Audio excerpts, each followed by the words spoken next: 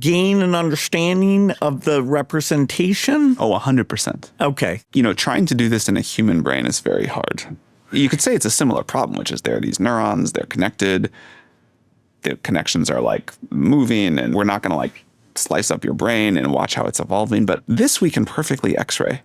And there has been some very good work on interpretability, and I think there will be more over time. So yeah, I think we will be able to understand these networks, but our current understanding is low. The little bits we do understand have, as you'd expect, been very helpful in improving these things. So we're all motivated to really understand them, scientific curiosity aside. But the scale of these is so vast, and it is, we could also say where in your brain is Shakespeare encoded and how's that represented? Yeah, we don't know. We don't really know. But it somehow feels like even less satisfying to say we don't know yet in these like masses of numbers that we're supposed to be able to perfectly X-ray and watch and do any test we want on. Yeah, I'm pretty sure within the next 5 years we'll understand it. And in terms of both training efficiency and accuracy, that understanding would let us do far better than we're able to do today. 100%. You see this in a lot of the history of technology where someone makes an empirical discovery. They have no idea what's going on, but it clearly works. And then as the scientific understanding deepens, they can make it so much better. Yeah, no, that in physics, biology, it's sometimes just messing around, and it's like, whoa, how does this actually come together? In our case, we had someone that was the guy that built GPT-1 sort of did it off by himself and saw this, and it was somewhat impressive. But no deep understanding of how it worked or why it worked.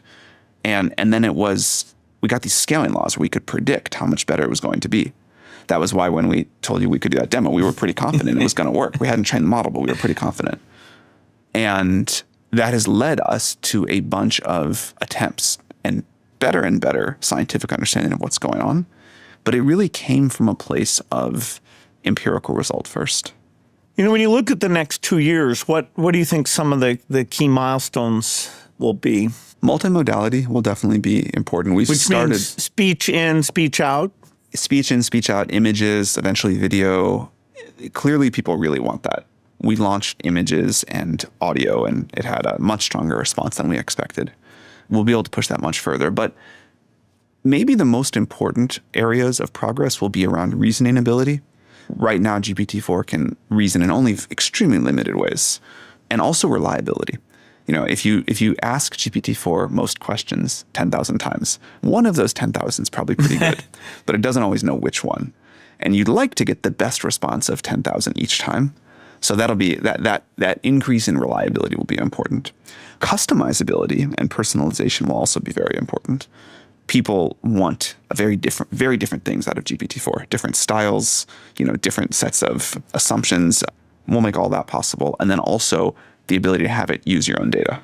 So the ability to know about you, your email, your calendar, how you like appointments booked, connected to other outside data sources, all of that. Those will be some of the most important areas of improvement. In the basic algorithm right now, just feed forward, multiply. So, to generate every new word, it's essentially doing the same thing. I'll be interested if you ever get to the point where, like solving a complex math equation where you might have to, apply transformations an arbitrary number of times, that the control logic for the reasoning may have to be quite a bit more complex than just what we do today. At a minimum, it seems like we need some sort of adaptive compute. Right now, we spend the same amount of compute on each token, a dumb one, or like figuring out some complicated math. Yeah, when we say do the Riemann hypothesis, that deserves a lot of compute. The same compute as saying the. Right. So at a minimum, we've got to get that to work. We may need much more sophisticated things beyond it.